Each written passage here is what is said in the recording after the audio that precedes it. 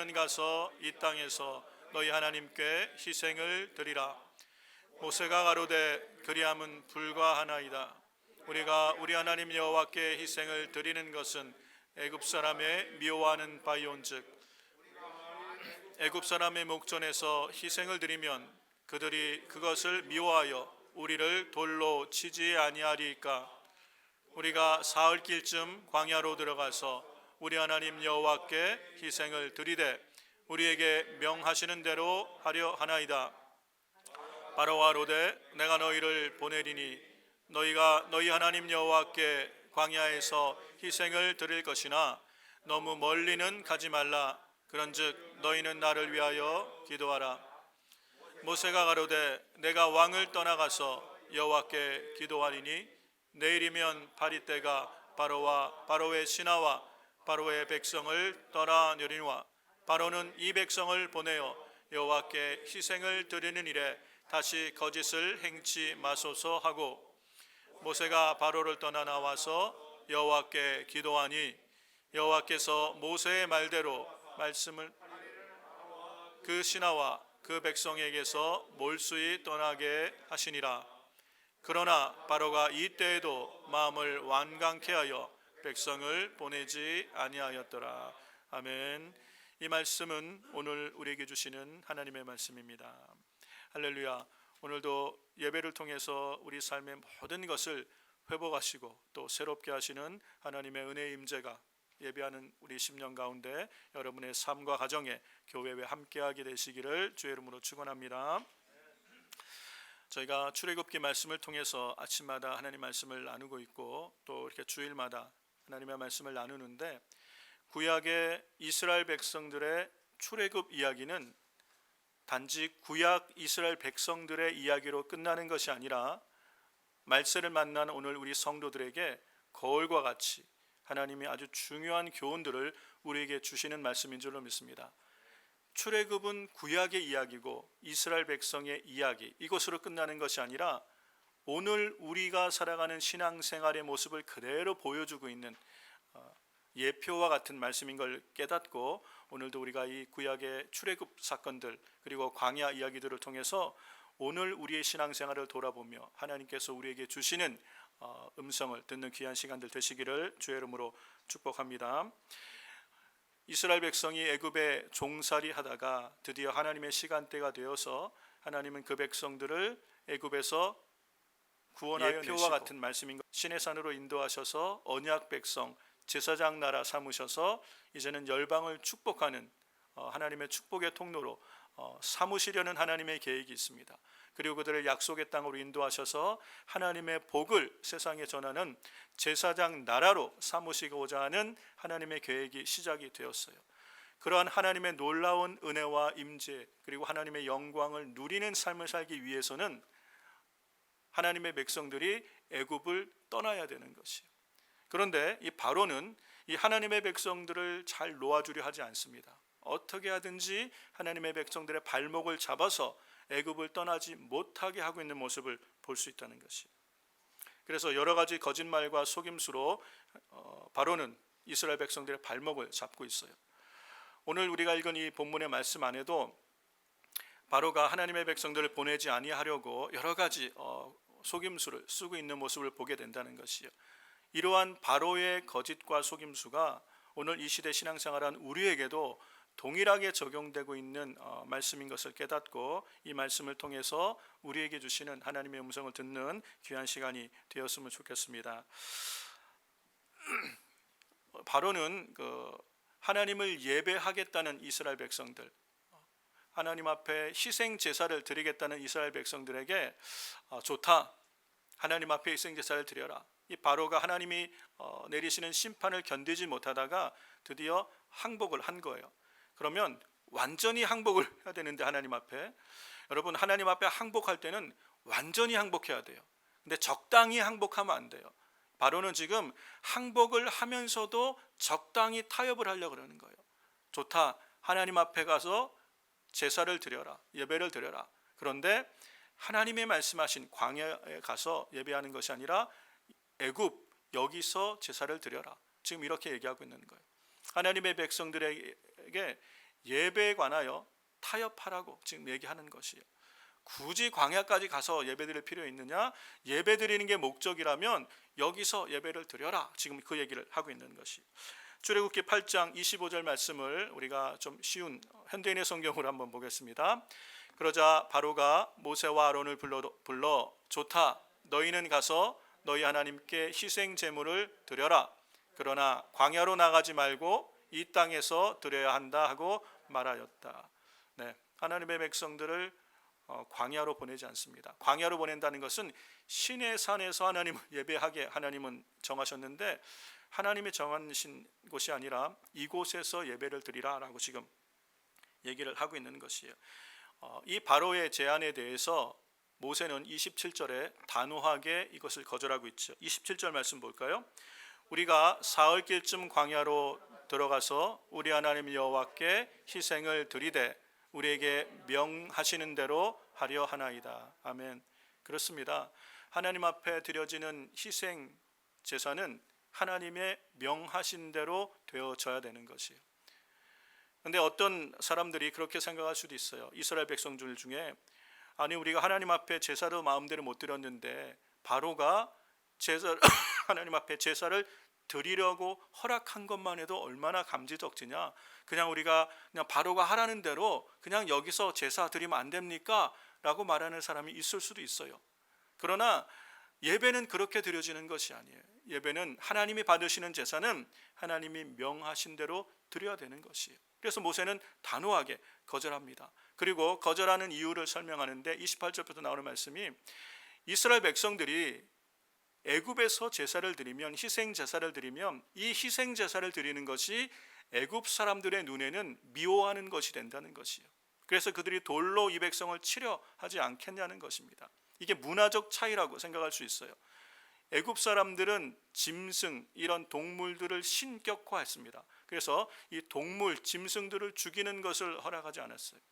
그런데 이스라엘 백성은 양이든 염소든 소든 죽여서 피를 받아서 희생 제사로 하나님 앞에 예배를 드리는 거예요. 피 흘림이 없이는 죄 사함이 없기 때문에 우리의 죄에 대한 죄의 용서함을 가지고 하나님 앞에 나아가는 것이 희생 제사예요. 이게 예배의 본질이에요. 우리는 보혈을 통해서 하나님의 임재 앞으로 들어가는 것이에요. 그런데 그런 희생 제사를 드리지 못하게 하는 것이에요. 그러면 예배의 의미가 없는 거예요. 여러분, 하나님 앞에 예배 드리는 어떤 시간에 어떤 장소에 앉아 있는 것이 의미 있는 것이 아니라 우리는 예수 그리스도의 십자가와 보혈을 지나서 하나님의 임재 안으로 하나님이 받으시는 예배를 드리는 게 중요한 것이에요. 그런데 바로는 그냥 여기서 예배 드리라는 것이에요. 그냥 예배의 형식만 갖추면 되는 것이 아니냐, 그게 아니라는 것을 지금 이야기하고 있는 겁니다. 또한 중요한 게 뭐냐면 하나님께서는 모세에게 출애굽기 3장에서 모세에게 떨기나무에서 나타나신 다음에 모세를 애굽으로 보내시지 않습니까? 애굽으로 보내시면서 하시는 말씀이 하나님의 백성이 바로 이 산에서, 이 신의 산에서 나를 예배하게 될 것이다. 이게 내가 너를 보내는 징표다라고 말씀하시는 거예요. 이 말씀을 우리 출애굽기 3장 12절인데 세번역 성경으로 같이 한번 보겠습니다. 하나님이 대답하셨다. 내가 너와 함께 있겠다.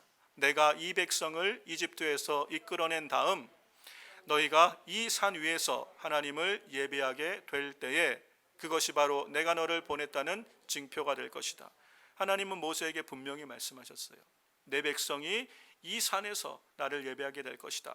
그래서 고센 땅에서 사흘길쯤 되는 광야가 바로 신의 산이에요.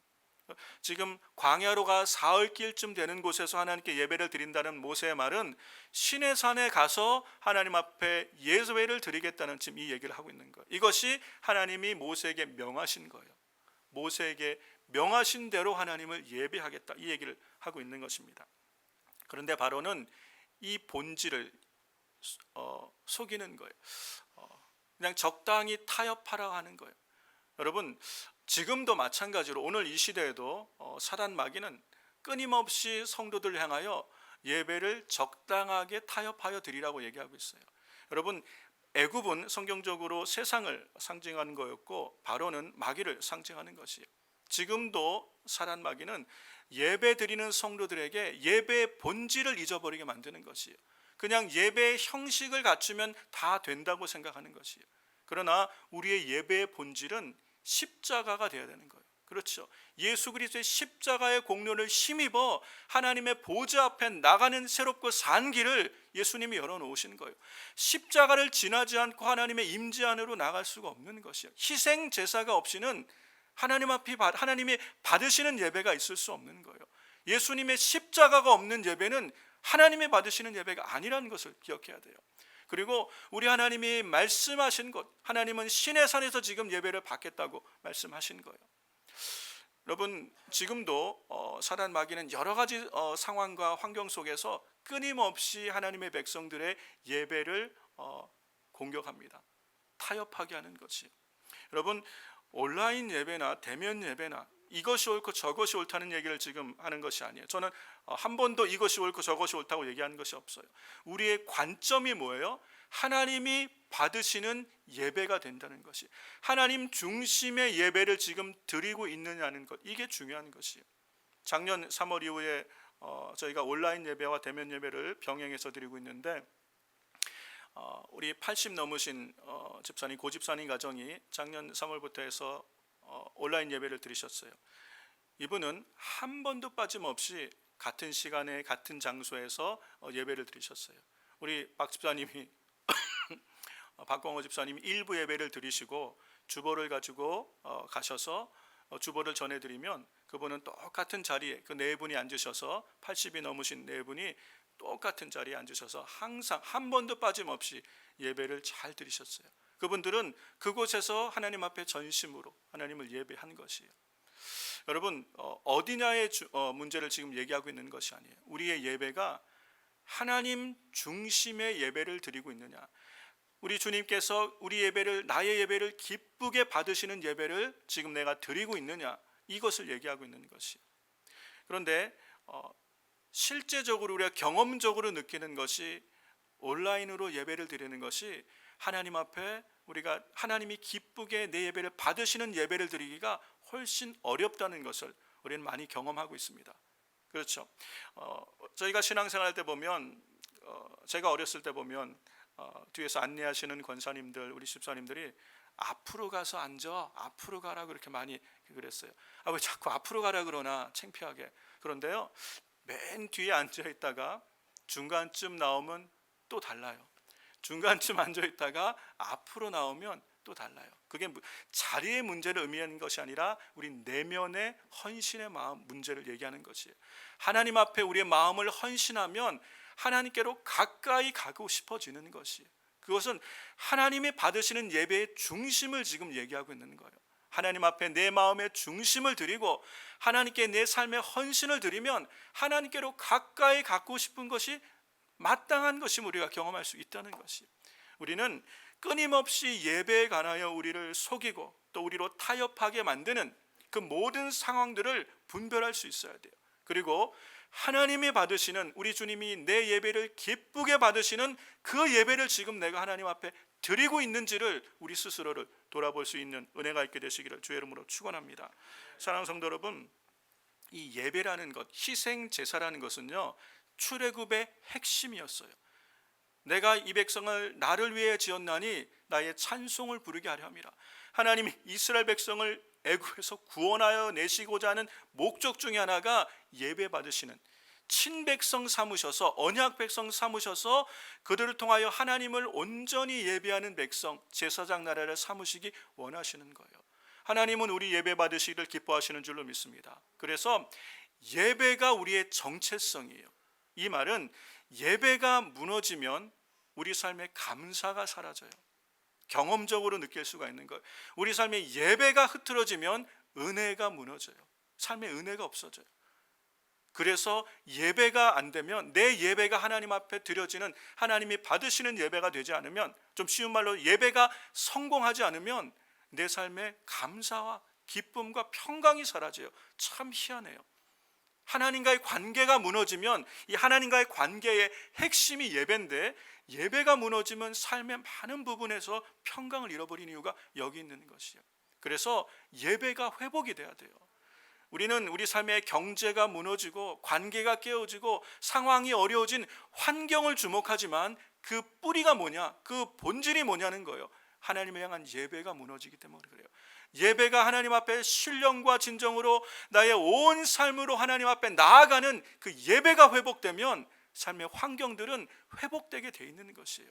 하나님은 예배 받으시기를 원하시는 줄 믿습니다. 그리고 그 예배 받으시는 그 백성을 하나님은 책임지시는 줄로 믿습니다. 이게 출애굽의 의미예요.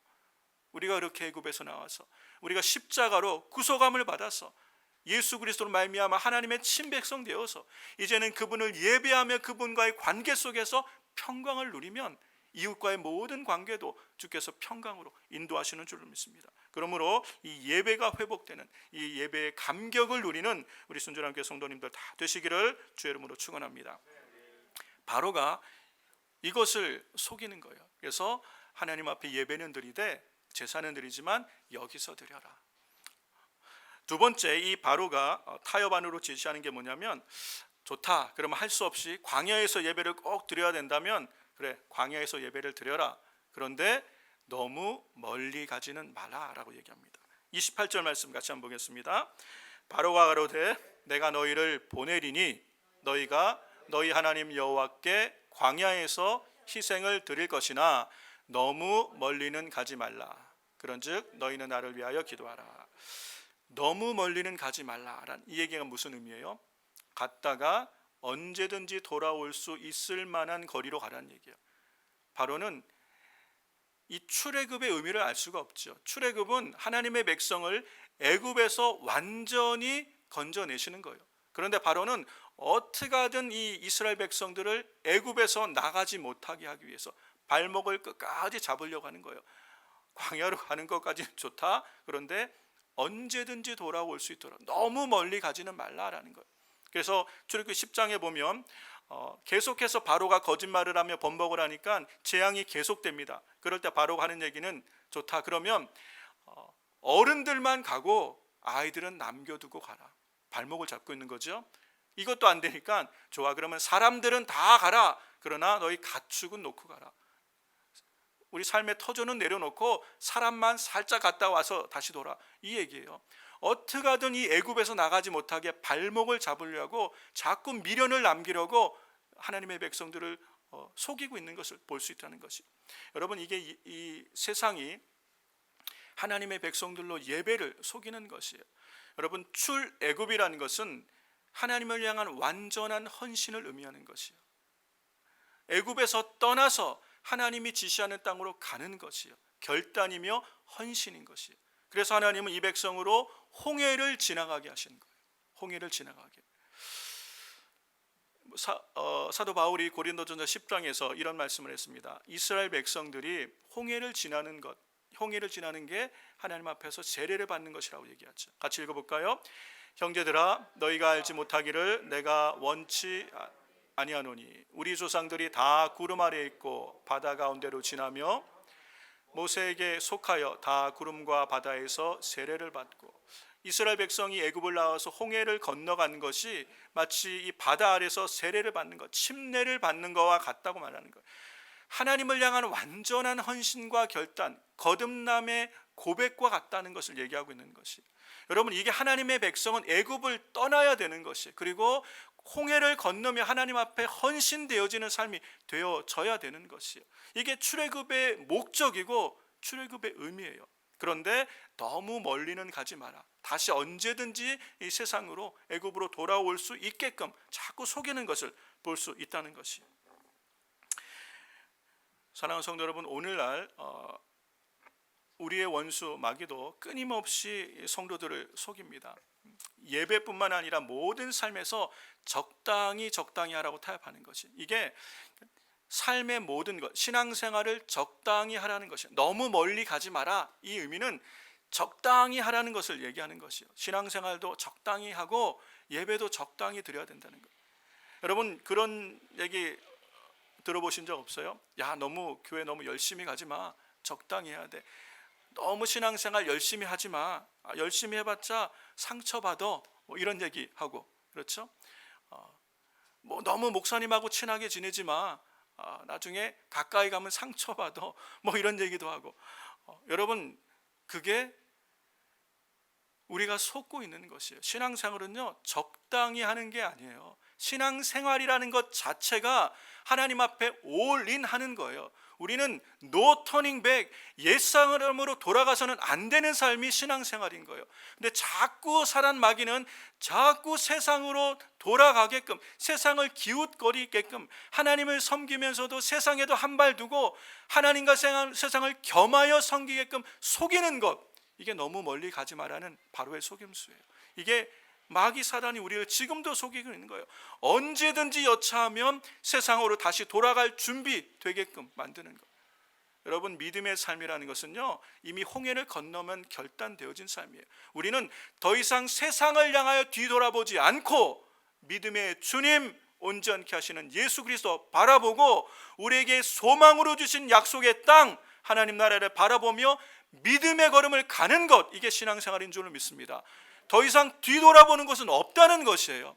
애굽을 기웃기울거릴 이유가 하나도 없다는 것이에요. 애굽의 미련을 남겨두어서는 안 된다는 것이에요.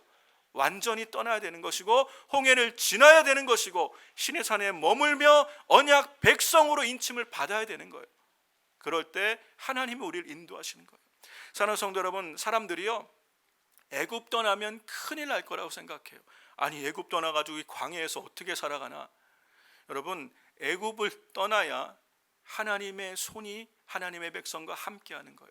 애굽을 떠나야 홍해가 갈라지는 하나님의 백성이, 하나님께서 하나님의 백성과 애굽을 구별하신 것을 경험할 수 있는 것이에요. 홍해를 지나야 광야로 들어가야 하나님의 불기둥을 경험하는 거예요. 하나님의 구름 기둥을 경험하는 거예요. 신앙생활의 결단이 있어야 하나님이 우리와 함께 하심을 경험할 수 있다는 것이요. 애굽을 자꾸 돌아보고 세상을 자꾸 기웃거리면 하나님이 함께하는 걸 경험할 수 없는 것이에요. 그런데 세상은 계속해서 속입니다. 그렇게 너무 멀리 가지 말라는 거예요. 마치 그렇게 되면 큰일 날 것처럼 얘기하지만 결단되어진 그곳에 하나님의 성령이 함께 하시는 줄을 믿습니다. 우리의 신앙생활은요 하려고 하면 하나님은 할 수 있는 힘을 주시는 분이에요. 하나님께는 능치 못함이 없는 줄로 믿습니다. 하나님께 온전히 연합되면 하나님은 능력의 팔로 붙드시는 거예요. 사람이 도저히 살아갈 수 없는 그 광야를 40년간 지날 때 하나님은 하루도 실수하지 않으시고 만나를 먹이셨어요. 그들이 물이 없다 그럴 때는 반석을 명하여 물이 나게 하셨어요. 그들이 의복이 닳지 않고 신이 닳지 않도록 하나님이 함께 해주신 거예요. 하나님이 보호해 주신 거예요. 낮에는 구름 기둥으로, 밤에는 불 기둥으로 하나님의 성령이 그리고 함께 하시는 삶, 이게 신앙생활인 것이에요. 그런데 자꾸 애굽으로 돌아가려고 하면 어떻게 되는 거예요? 먹다가 죽는 거예요. 그러다 망하는 거예요. 애굽으로 돌아간다는 게 뭐예요? 세상을 사랑하는 것이에요. 하나님의 백성들이 세상과 자꾸 섞이게 되면 그게 망하는 것이란 걸 모르는 거예요. 그러나 성경은 우리에게 분명하게 알려주시잖아요. 이스라엘의 구약의 이야기가 뭐예요? 출애굽 이후에 사사시대를 지나 왕정시대를 지나면서 하나님의 백성 북이스라엘과 남유다가 왜 망하게 되는 거예요?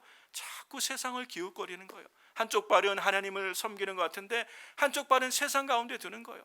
세상과 하나님 사이에 왔다 갔다 하니까 하나님의 임재의 능력을, 하나님의 전능하신 하나님의 보호하심을 경험할 수가 없는 것이, 그래서 섞이게 되는 거예요. 혼합주의. 그래서 망하게 된 것, 이게 북이스라엘의 역사고 남유다의 역사예요. 이것이 거울처럼 오늘 말세를 사랑하는 우리에게도 동일하다는 거예요. 하나님의 백성의 정체성은요 구별되어지는 것이에요. 구별되어지는 것. 애굽에서부터 완전히 벗어나는 것이에요. 이게 하나님의 백성의 정체성이에요. 하나님의 거룩하심 같이 거룩한 삶을 추구하는 삶, 여기에 우리의 뜻과 결단이 있어야 되는 거예요. 하나님이 온전하신 것 같이 그 하나님을 추구하는 삶, 그게 성도의 삶이 되어야 된다는 거예요. 하나님이 우리를 사랑하신 것 같이 우리도 서로 사랑하며 살겠다고 뜻을 정하는 삶, 이게 하나님의 사람의 삶의 방식이 되어야 되는 것이에요. 그런데 세상이 어떻게 이렇게 우리가 사랑하며 사냐고, 다 적당히 사는 거 아니냐고, 적당히 하라고 끊임없이 지금도 우리에게 유혹하는 것이. 사랑하는 성도 여러분, 여러분은 하나님을 적당히 섬기고 계십니까? 아니면 우리는 하나님하여 전심으로 우리 인생을 완전히 하나님 앞에 헌신해야 되겠습니까? 하나님은 하나님 앞에 헌신되어진 하나님의 백성들을 반드시 책임지시는 줄을 믿습니다. 하나님은 우리에게 예배를 받으시기 원하시잖아요. 하나님은 그 예배 받으시는 그 백성을 책임지신다고 말씀하시는 거예요. 우리의 예배를 받으시는 목적은 내가 너희 하나님 되려 함이다라고 말씀하시는 거예요. 우리를 책임지시기 위해서 우리 예배를 받으시는 줄을 믿습니다. 이 희생 제사를, 이 예배를 하나님 앞에 드릴 때 하나님은 그 예배하는 하나님의 백성들을 반드시 이 땅에서 책임지시고 주님이 약속하신 영원하신 하나님 나라까지 우리를 온전하게 이끌어 가실 줄로 믿습니다. 이 은혜가 하나님 앞에 뜻을 정하여 믿음으로 살아가는 우리 순전한 성도들의 삶에 함께하게 되시기를 주의 이름으로 축원합니다. 세 번째 이 바로가 타협하고자 하는 내용이 뭐냐면 31절과 32절 말씀 한번 같이 우리 세번역 성경으로 한번 읽어보겠습니다. 주님께서 모세의 기도를 들어주셔서 파리가 바로와 그의 신하들과 백성에게서 모두 떠나서 한 마리도 남아있지 않게 하셨다. 그러나 이번에도 바로는 고집을 부리고 백성을 보내지 않았다. 바로는 계속해서 고집을 부리고 거짓말을 하는 거예요. 이 재앙을 사라지게 하면 내가 이 백성을 보내겠다 얘기하지만 그 재앙이 사라지고 바로가 숨 쉴만해지면 고통 가운데 있을 때는 살려달라고 얘기해서 이 고통에서만 벗어나게 해주면 이 백성 보내겠다 약속해놓고 숨 쉴만하면 또 거짓말하는 거예요. 언제 그런 말 했는지 계속해서 거짓말을 반복하는 거예요. 언제까지요? 10번째 재앙을 다 경험할 때까지. 여러분 이게 바로의 본질이고 이게 마귀의 본질이에요. 마귀는 거짓의 아비, 속이는 자라는 걸 우리가 기억해야 돼요. 그런데 이 거짓의 아비 마귀는 끊임없이 세상의 거짓을 선동합니다. 그리고 우리 성도들에게도 적당히 거짓말하며 살아가라고 이렇게 얘기하는 것이에요. 세상이 죄악이 관영하고 다 거짓말하고 살아가는데 어떻게 정직하게만 살 수 있겠냐는 것이에요. 여러분 그런 얘기 사람들한테 들어본 적 없어요? 아니 뭐 그리스도인들은 뭐 다 정직하게 살아야지. 그런데 어떻게 그러고 살아? 정직하게 기업해서 어떻게 살아남을 수 있겠어? 다 적당히 거짓말하고 적당히 속이고 적당히 타협하고 사는 거야. 이게 지혜야. 여러분 이게 하나님 나라를 살아가는 삶의 방식이 아니라는 것이에요. 하나님은 반드시 책임지신다고 약속하셨어요. 여러분 우리는 누구의 말에 귀를 기울이고 있냐는 것이에요. 적당히 타협하며 사는 게 지혜다라고 우리 귀에 속삭이는 그 음성에 우리가 귀를 기울이고 따라가고 있습니까? 거짓말을 하지 아니하고 정직하게 믿음으로 살라고 말씀하시는 하나님 음성에 귀를 기울이고 있냐는 것이 우리가 가는 그 길, 선택하는 그 길을 하나님이 책임지시는 거예요. 마귀는 우리를 책임지지 않습니다. 적당히 거짓말하면 손해보지 않을 거야. 여러분 우리의 신앙생활의 목적이 우리가 예수님을 따르는 목적이 이 세상 살면서 손해보지 않는 삶 사는 것이 우리의 목적입니까? 이 세상 살아가면서 세상 사람 부럽지 않게 잘 먹고 잘 사는 것, 세상에서 성공하는 것, 이게 우리 그리스도인들이 이 땅에서 최종 목적입니까? 그게 아니라는 거예요. 만약에 하나님이 약속하신 영원하신 하나님 나라가 없다면 그게 아마 가장 중요한 목적이 돼야 될 것이에요. 이 땅에서 성공하는 것, 행복하고 건강하게 사는 것, 손해보지 않고 잘 사는 것, 이게 목적이 될 수도 있겠지요. 그러나 하나님의 백성은 출애굽은 그런 것이 아니에요. 하나님은 이스라엘 백성을 애굽의 노예로 남겨두기 원치 않으시고 자유하는 백성으로 삼으시는 거예요. 하나님을 마음껏 섬기는 친백성 삼으시는 거예요. 열방을 축복하는 제사장 나라를 삼으신 거예요. 약속의 땅을 주신 백성이라는 것이에요. 우리는 약속을 가진 하나님의 자녀들이에요. 영원하신 하나님 나라를 우리에게 유업으로 주셨다는 것이에요. 그렇죠. 우리에게 천국에 대한 소망이 없다면 이 땅이 전부가 맞아요. 이 땅에서 손해보고 사는 것은 어리석은 거예요. 이 땅에서 잘되고 이 땅에서 강하고 성공해야 되는 게 목적이 될 수 있어요. 그러나 출애굽한 하나님의 백성에게는 이거보다 더 큰 부르심과 목적이 있다는 거예요. 하나님의 약속이 있고요. 세상을 축복하는 제사장 나라를 삼으셨고요. 우리에게 하나님의 영원하신 기업을 우리에게 주셨다는 거예요. 하나님의 주신 땅이 있는 줄로 믿습니다. 그러므로 우리는 믿음의 길을 가는 것이요. 거짓으로 속이는 이 세상의 속임과 거짓에 마음을 빼앗겨 사는 삶이 아니라 우리를 부르신 신실하신 하나님, 약속한 것을 반드시 이루시는 하나님, 그 언약의 신실하신 하나님의 거룩하심을 따라 믿음의 길을 가는 줄로 믿습니다. 이게 성도의 신앙생활이 되어야 될 줄로 믿습니다. 그래서 디모데후서 4장 3절과 4절에 보면 이 마지막 때에 이 많은 거짓으로 말미암아 사람들이 믿음의 길에서 떨어지게 되는 걸 볼 수 있어요. 같이 한번 읽어볼까요? 때가 이르르니 사람이 바른 교훈을 받지 아니하며 귀가 가려워서 자기의 사역을 좇을 스승을 많이 두고 또 그 귀를 진리에서 돌이켜 허탄한 이야기를 쫓으리라. 네. 사람들로 하여금 거짓에 관심을 갖게 하고 거짓이 아무것도 아닌 것처럼, 대수롭지 않은 것처럼 여기게 만드는 시대가 올 것이고, 그 시대가 지금 우리가 사는 시대예요. 거짓이 너무 익숙해졌어요. 그냥 소설을 쓰지만 아니면 그만이지, 아니면 말고식으로 거짓말이 아무렇지도 않게 느껴지는 시대가 되어버렸어요. 아니, 거짓말을 해서 거짓을 해서라도 유익을 얻지 못하면 바보처럼 느끼게 만드는 세상이 되어간다면 이것은 잘못된 것이에요. 사랑하는 성도 여러분, 여러분의 우리의 입술에서 거짓이 나올 때 우리 마음이 불편할 수 있기를 주의 이름으로 축원합니다.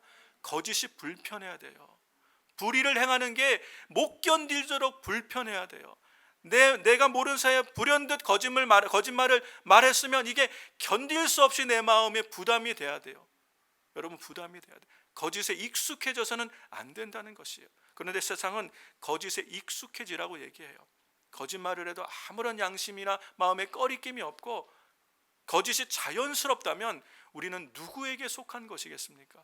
사랑하는 성도 여러분, 하나님은 우리로 정직하기를 원하신 줄 믿습니다. 골로새서 3장 9절 말씀 같이 보겠습니다. 9절과 10절 말씀 보겠습니다. 골로새서 3장 9절 10절, 너희가 서로 거짓말을 말라 옛사람과 그 행위를 벗어버리고 새 사람을 입었으니 이는 자기를 창조하시는 자의 형상을 쫓아 지식에까지 새롭게 하심을 받은 자니라. 아멘. 주님이 우리를 구원하셨어요. 출애굽한 것이에요. 홍해를 건너게 하시고 시내 산에서 언약 백성을 삼으셨다면 이제 우리 십자가의 언약 가운데 하나님의 친백성 예수 그리스도의 보혈의 피로 죄사함 받고 하나님의 자녀가 되었다면 이제는 옛사람의 모습을 벗어버리는 거예요. 거짓과 불의를 다 벗어버리고 우리를 부르신 하나님의 형상을 본받아, 그리스도의 형상을 본받아 그에게 자라가도록, 그에게 이르도록 우리는 믿음의 길을 가야 될 줄로 믿습니다. 그래야 할 때 하나님이 우리를 붙들어 주시고 반드시 그 말씀하신 대로 하나님께서 약속하신 것들을 이루어 주시는 믿음의 삶을 살게 될 줄로 믿습니다. 말씀을 마무리하겠습니다. 사랑하는 성도 여러분, 신앙생활의 기준을 낮추셔서는 안 돼요. 신앙생활의 표준을 높이시기를 주의 이름으로 축원합니다. 예전에 옥하는 목사님 살아계실 때 목회자들 불러놓고 세미나를 하시거나 설교하신 말씀 가운데 자주 말씀하신 것 중에 하나가 신앙생활의 표준을 높이라라는 얘기를 하셨어요. 신앙생활의 표준을 높이라. 스스로 신앙생활의 표준을 낮춰서는 안 된다는 것이에요. 내가 지금 못하기 때문에, 내가 지금 그렇게 못 살기 때문에 스스로 기준을 낮추어서는 안 된다는 거예요. 그러면 교회와 성도와 신앙생활이 다 낮춰지게 하향평준화 되어버리는 거예요. 그래서는 신앙생활을 할 수 없는 거예요. 신앙생활의 표준을 높이셔야 돼요. 여러분의 옆에 계신 사람이 여러분의 기준이 되어서는 안 돼요. 여러분의 부모님이 여러분의 기준이 되어서는 안 돼요. 교회 목사님이 여러분의 기준이 돼서는 안 된다는 거예요. 더 높이셔야 돼요. 우리 신앙의 표준이 어디가 돼야 돼요? 하나님의 말씀이 되어야 될 줄 믿습니다. 하나님이 명하신 대로 하려 하나이다. 모세의 말이 기준인 거예요. 하나님의 말씀대로 살겠다는 뜻을 정해야 돼요. 내가 지금 당장은 그렇게 살아가지 못할지라도 그렇다고 해서 내 삶의 환경에 따라 내 기준을 낮추면 우리는 항상 그 수준으로밖에 살지 못해요. 그러나 우리 신앙생활을 높여서 하나님의 말씀대로 살겠다고 뜻을 정하면 넘어졌지만 다시 일어나게 하시고 다시 주님 바라보게 하시고 그리고 믿음의 길을 끝까지 갈 수 있도록 우리 주님이 도우신 줄로 믿습니다. 신앙의 수준을 높이세요. 신앙의 표준을 높이시기를 주의 이름으로 축원합니다. 여러분, 이민 사회에 살아가면서 새벽 예배 나오는 게 얼마나 힘들어요. 힘듭니다. 그러나 힘드니까 나는 안 되라고 자기 한계를 미리 정하지 마세요. 하루라도 하나님 앞에 서는 것이 얼마나 귀한 것입니까? 금요 철야를 하고 있습니다. 밤늦게까지 기도하는 것 너무 힘들고 피곤하죠. 그러나 스스로 할 수 없다고 한계를 정하지 마세요.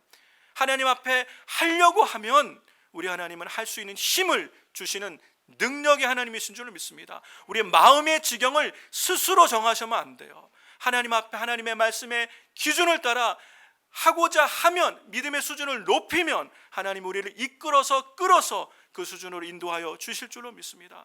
사랑하는 성도 여러분, 승리하는 삶을 살아야 돼요. 영향력 있는 삶을 살아갈 수 있어야 돼요. 그냥 이 땅에서 먹고 죽는, 잘 먹다가 가는 그 인생이 만족하는, 그 우리의 만족한 인생이 되어서는 안 된다는 것. 하나님 앞에 쓰임받는 믿음의 삶을 살게 되시기를 주의 이름으로 축원합니다. 하나님이 함께 하시는 인생을 살아가는 우리 순종함께 성도님 되시길 주의 이름으로 축원합니다. 우리의 신앙생활을 스스로 제한하지 말고 하나님을 기준으로 삼고 예수님을 표대로 쫓아갈 때 하나님 우리를 통하여 이루시고자 하는 하나님의 모든 뜻을 이루는 축복의 통로로 살아가는 우리 순전하게 성도님들 다 되시기를 주의 이름으로 축원합니다. 아멘. 우리 시간에 같이 한번 기도했으면 좋겠습니다.